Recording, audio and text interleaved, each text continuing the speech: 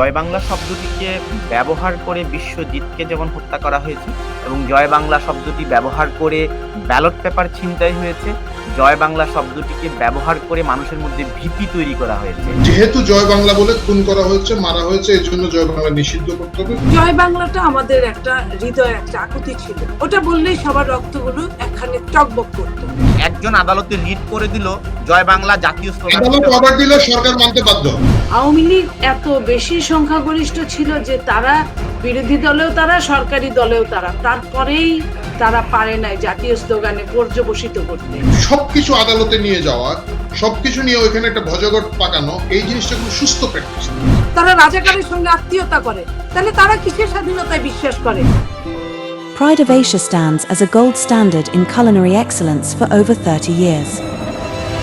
Our Mayfair banqueting venue is the perfect setting for any event, providing a luxurious and elegant backdrop for all your occasions.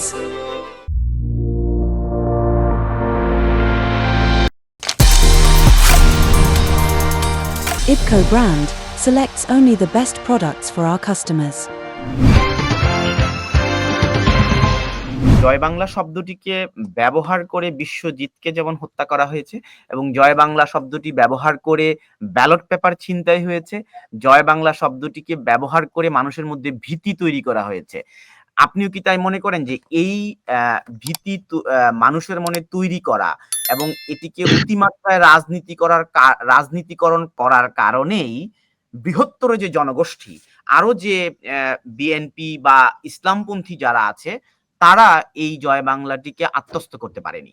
না, আমি তা মনে করি না। এটা দুটো ভিন্ন জিনিস। মানে যারা চুরি করবে, যারা বিশ্বজিৎকে মারবে, মারামারি করবে, তাকে আপনি জয় বাংলা স্লোগান দেন বা যেই স্লোগান দেন, স্লোগান ব্যাপার না, এটা হচ্ছে ব্যক্তির চরিত্রের ব্যাপার। কারণ আপনি যদি এইখানে বলেন যে যেহেতু জয় বাংলা বলে খুন করা হয়েছে, মারা হয়েছে, এর জন্য জয় বাংলা নিষিদ্ধ করতে হবে, প্রশ্নটা তাই নয়।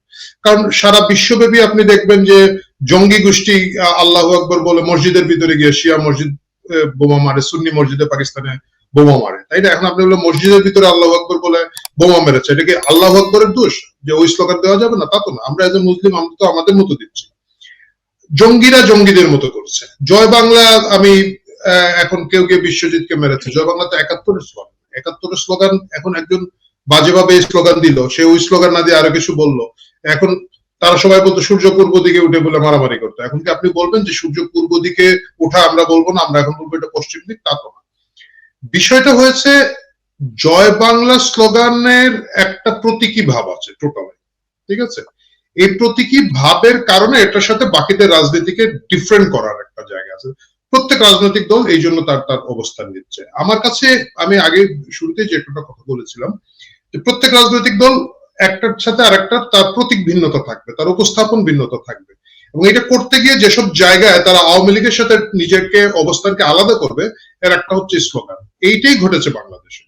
আমার কথা হচ্ছে কি, এই জিনিসটা যদি সকলে মিলে এই জায়গাগুলো জায়গায় রাখতাম, ধরুন জাতীয় পতাকা তো আলাদা না, মানে আওয়ামী লীগের একটা জাতীয় পতাকা, বিএনপির একটা জাতীয় পতাকা, তা কিন্তু না। জাতীয় পতাকা যেরকম সকলের, এইরকম যদি এই স্লোগানটা সকলে মিলে রাখতে পারতাম, এটা ভালো হতো, এটা সুন্দর হতো, এটা জাতি হিসাবে আমাদের ঐক্যের জায়গা। আমরা রাখতে পারিনি কেন? পৃথিবীর বিভিন্ন দেশে এরকম জাতীয় স্লোগান আছে, ভারতেরও জাতীয় স্লোগান রয়েছে, পৃথিবীর বিভিন্ন দেশে আপনি ওয়েবসাইট। আমরা পারি নাই, মূল কারণটা হচ্ছে আপনি যেটা দেখেন, এই যে বলছি আমরা জাতীয় স্লোগান, জাতীয় স্লোগানটা কোথা থেকে এসেছে? জাতীয় স্লোগানটা আদালতের মাধ্যমে এসেছে, তাই না? আবার এখন স্থগিত হয়েছে আদালতে, আদালত কিন্তু এটার রায় স্থগিত করেছেন, মানে যে রায় দিয়ে এটাকে জাতীয় স্লোগান করা হয়েছে। এখন যদি আমি উল্টো পাশে যাই, মুক্তিযুদ্ধের পরে 16ই ডিসেম্বরের পরে জাতীয় অনেক কিছু, জাতীয় সঙ্গীত করেছি আমরা, জাতীয় পতাকা করেছি, তাই না? জাতীয় অনেক প্রতীক করেছি, শাপলা ফুলকে। তখন তো জাতীয় স্লোগান করা হয় না। বঙ্গবন্ধু জীবদ্দশায় কি এটাকে জাতীয় স্লোগান করা হয়েছে? তাজউদ্দিনের জীবদ্দশায় কি এটাকে করা হয়েছে? আপনি বুঝতে পেরেছেন? বা সেক্টর কমান্ডার্সরা ছিলেন, জিয়াউর রহমানরা ছিলেন, বা আরো যারা ফ্রিডম ফাইটাররা ছিলেন, এটাকে জাতীয় স্লোগান ইস্যুটা কিন্তু তখন ছিল না। জাতীয় স্লোগান ইস্যুটা ইভেন এই 5 বছর আগেও ছিল না। এই জায়গাগুলো আমাদেরকে বুঝতে হবে। আমাদের কিছু চামচা গোষ্ঠী তৈরি হয়েছিল, এই চামচা গোষ্ঠী রাজনীতি করতে গিয়ে বিভিন্ন জিনিসকে তারা অপ্রয়োজনীয় আদালতের মধ্যে দিয়ে নিয়ে গেছে, এবং আদালতের মধ্য দিয়ে নিয়ে গিয়ে এটা আদালতের জন্য অস্বস্তিকর, জাতীয়গতভাবে আমাদের জন্য অস্বস্তিকর তৈরি হয়েছে। এরকম বিভিন্ন ঘটনা ঘটেছে, এরই একটা অংশ হচ্ছে এটা। এই জন্যই বললাম যে এটা দুর্ভাগ্যজনক। না, মানে এটা যদি আপনি জাতীয় স্লোগান করতেন, আমি পার্সোনালি মনে করি যে গতকালকে যেটা আদালত বলেছেন কিছু কিছু জিনিস সংসদের জন্য রেখে দেওয়া হয়েছে, আপনি বুঝতে পেরেছেন? আদালত কিন্তু বলেছেন যে কিছু জিনিস বাতিল করলাম, কিছু জিনিস সংসদের জন্য রেখে দিলাম, কারণ আপনি প্রপার পাবলিক প্রতিনিধিত্ব ছাড়া, এবং সেটা কিন্তু আপনি ইন্টারিম সরকার দিয়ে হবে না, আদালত দিয়ে হবে না, কিছু দিয়ে হবে না, পাবলিক প্রতিনিধিত্ব আসতে হবে জাতীয় সংসদে। এবং সেই জায়গা থেকে যদি এই জিনিসগুলো উঠে আসে আলোচনার মাধ্যমে, তর্ক বিতর্ক মারামারি যাই হোক, সংসদে হোক বা পলিটিক্যাল স্ফেয়ার হোক, তাহলে কিন্তু এই জিনিসগুলোর টেকসই থাকে, এগুলা জনাব অনেক বেশি থাকে। Pride of Asia stands as a gold standard in culinary excellence for over 30 years. Our Mayfair banqueting venue is the perfect setting for any event, providing a luxurious and elegant backdrop for all your occasions.